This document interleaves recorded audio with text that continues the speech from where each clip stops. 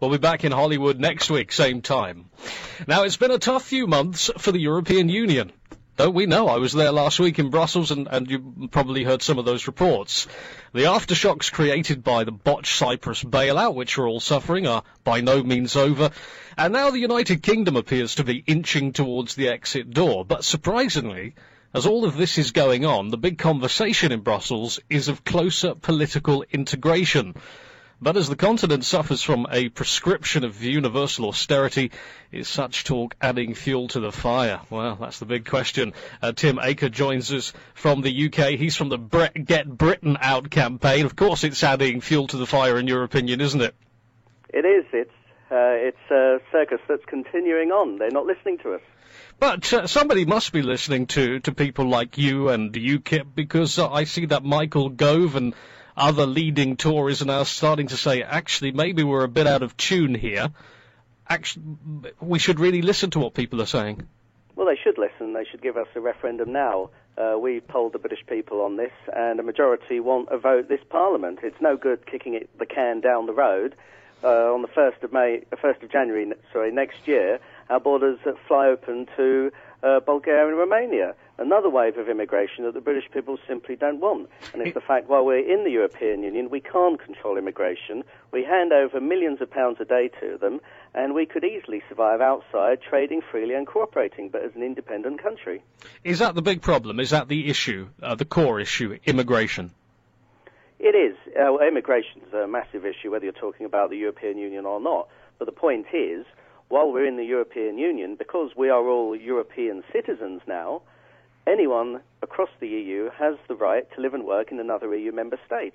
And outside the euro, our economy is relatively prosperous, and it's an attractive destination. But the point is, we can't control our borders while we're in the EU.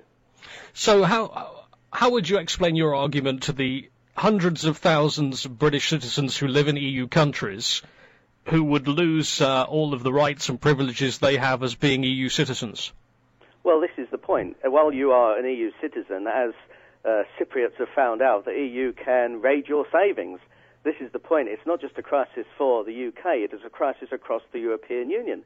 And Nigel Farage has a point. Euroscepticism needs to be on the rise across every single European nation, because as the Cypriot example shows, the EU has gone far too far. If it can raid people's savings, if it can confiscate money, it is turning into a despotism. And frankly, that is not what the British people want, and across the continent as well. It's not what they want too. Yeah, but what would you say to British people listening who live in places like Spain and Portugal and Cyprus, who have settled down here? They enjoy the benefits of being a European Union citizen without all the paperwork, and they could have the cross-border movements, and they'd have none of the red tape. How would you explain to them that, we want us to leave the euro, and you would lose all of this, and suddenly you would be an illegal alien again? Well, first of all, I'd say they have absolutely no benefits whatsoever from the European Union. As I said, the European Union set a very dangerous precedent, raiding people's savings. What next? What would it do to property? I would say to people who have links to Britain, think very carefully about where your future lies, because the way the European Union is going, there is no solution to the Eurozone crisis. There is no solution whatsoever. And while you are a member of the Eurozone, you are headed for perpetual economic decline. Okay, but the United Kingdom isn't a member of the Eurozone, so I mean that can't be part of your argument of Get Britain Out, can it? Because you're not part of it, and you're not really actively helping with bailouts. Well, there is a law going through the European Parliament which would make Britain liable for 6.2 billion, yes, billion, to shore up the budgets of member states who are not members of the euro, to have them join the euro.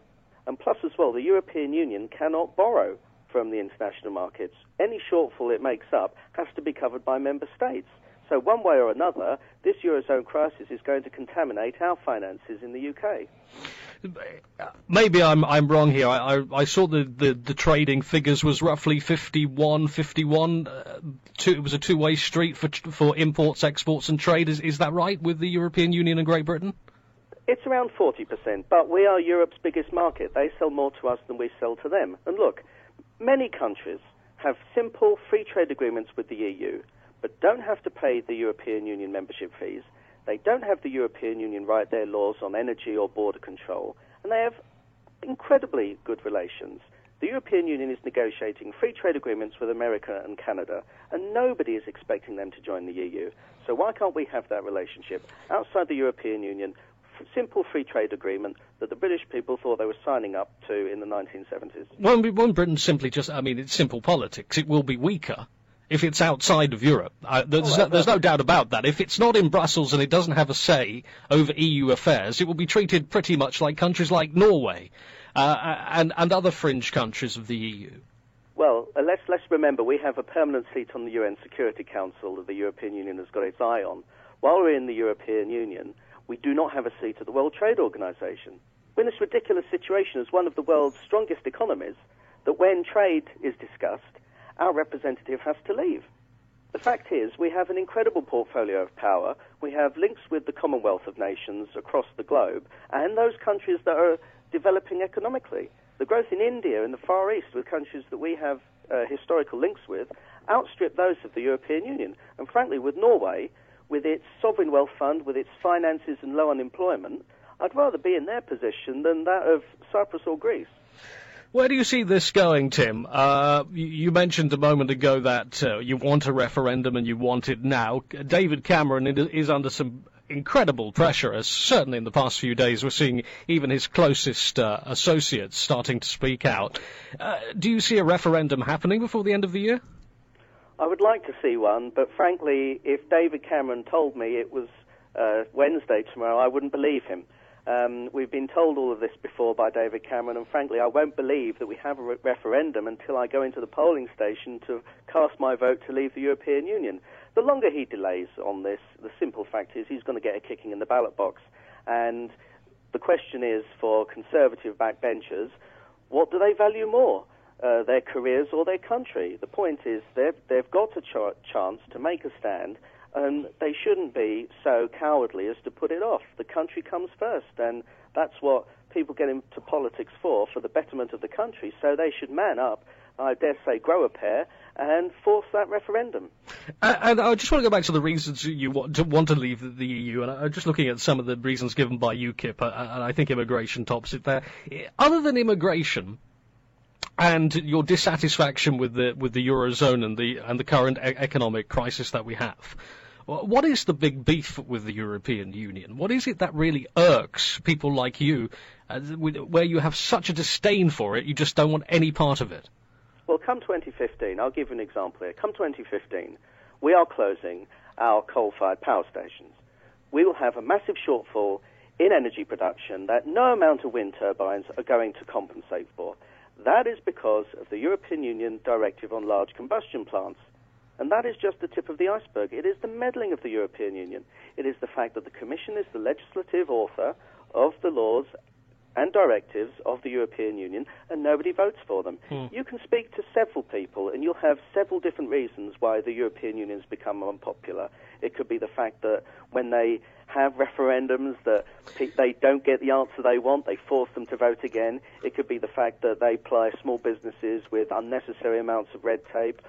It could be immigration. It could be the fact that the European arrest warrant is an incredibly draconian piece of legislation that, in the sad case of Andrew Symeou, he was locked up for a very long time on very scant evidence. The problem is the European Union does far too much, and, as you said in your introduction, which was very accurate, it is all to do with ever closer union. That is what they want. The euro was never about economics, it was always about politics, and that is what the European Union is there for, ever closer union. And that's going to happen, though, isn't it? It can happen, but I don't want Britain to be a part of it.